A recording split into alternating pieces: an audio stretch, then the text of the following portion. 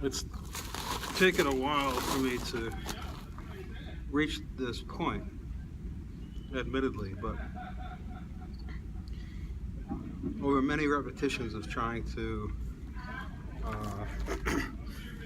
watch find an entertaining movie or an entertaining show, in the same way that I try to find those songs that will create that psychological state that I crave. Music is used to generate that psychological state, and it's similarly looking for that show, that series, and that movie. We're looking for something that will alter our state and bring us into a pleasurable state, from a bored state or a discontent state, craving something, some entertainment, some stimulation. So the mind is searching for that in the shape of these media entertainments that are prepared for us. So we're a long process of doing that, and at the same time engaging in meaningful study and research. So notice I created a behavioral pattern. The old behavioral pattern was just searching for the next, submitting to my desire, my craving for the next entertainment, for the next pleasure. We can call all these things pleasure.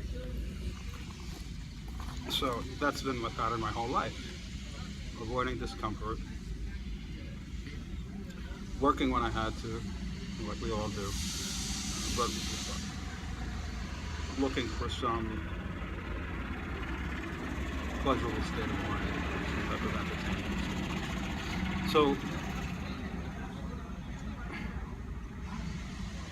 So now we have a new pattern of behavior where using me as an experimental example, I'm altering my behavior. So I'm engaging in, instead of immediately looking for an altered state through some type of prefabricated entertainment that someone has prepared for me, I learned how to instead, quiet the mind so that I'm dealing with that restlessness and that desire in a whole different way. So I'm practicing meditation, I'm breathing, doing some physical movement, whether Tai Chi or exercise, whatever, or just sitting and studying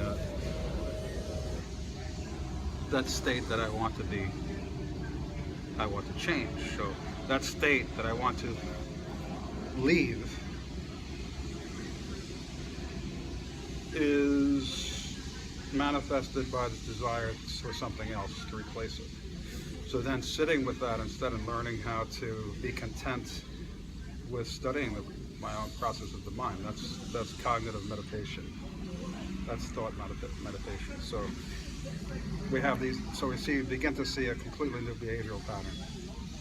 Instead of responding for the craving for something pleasurable, it could be food or some stimulation, something to put in the body, something that the senses can perceive, whether the taste, touch, physical comfort, sensory stimulation for the visual cortex and the auditory cortex, music, sound, motion, light, color, story, some story. I want to be involved in some other story that's other than my current narrative that's happening, because I'm not satisfied with that. So I want to replace it with someone else's story. And this I find more entertaining than my own life, more interesting than my own life. Because somehow my life, the way it is now, I need to change it because I'm not happy with it. Something stayed or stagnant about it. So then I'm always seeking these stimulations from outside forces. So now we begin to see a change in the pattern, a behavioral pattern, a change in the behavioral and cognitive pattern. Instead of engaging in those activities, reacting, seeking, engaging, I'm postponing that and I'm learning how to ask the question, what is that discomfort that makes me seek and crave? What is it that's going on? And understanding that,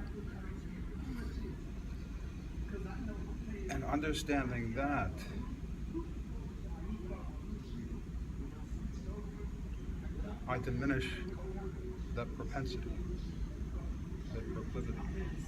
Because I understand that really what's going on right now in my story, in the present moment of my life, is the only thing I have. So what can I do with my life that will fulfill this yearning that I have in a productive capacity? In other words, so when you find you seek for the different avenues of entertainment and stimulation, you find that each one, as you move along that pathway, it becomes stagnated. And neurophysiologically, neurochemically, we have this desensitization towards pleasure. The more we engage in pleasure, the more desensitized we become from it. We come to it. We build up a tolerance to that type of pleasure. Neurochemically, the neurotransmitters, after a while, in the synapse between the nerve, the neuroreceptors say, okay, that's enough of this pleasure. Let's stop assimilating this pleasure chemical. Because we become inured to desensitize to the pleasure. That's the physical process, the physiological process. So, of course, we have this feeling then that this is no longer entertaining. In fact, it's beginning to be burdensome to be sitting here watching this program over and over and over for hours or whatever it is. And each pleasurable experience we seek and encounter and engage in, we find the same lack of sustaining, satisfying quality. So then the question becomes, okay, what then can I fill my time with? My life, this moment. What can fulfill me in a way that becomes sustainably rewarding?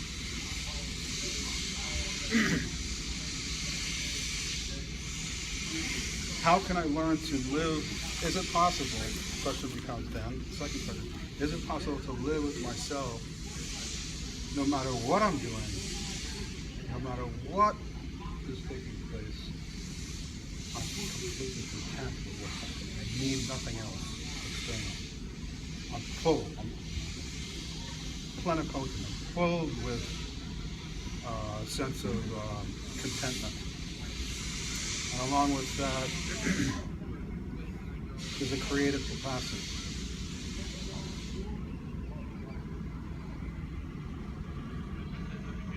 So the question is that possible? And the answer is yes, it is. But it involves changing your behavioral patterns. So then what I found in my research was that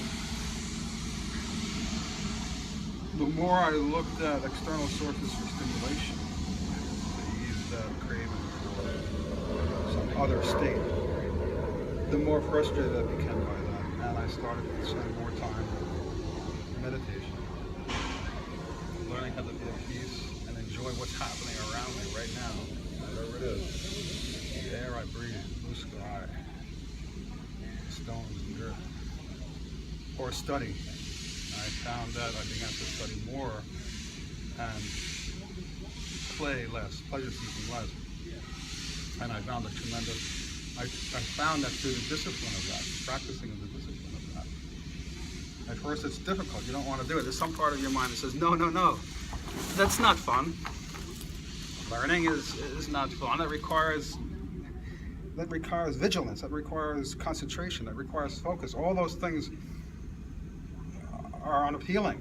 They work. I just want to be like a zombie and just be fed this stimulus like a zombie. I don't want to have to do anything. But really, that's the lie. The true gratification comes from finding those things that are worthwhile. But again, that requires changing your behavior patterns.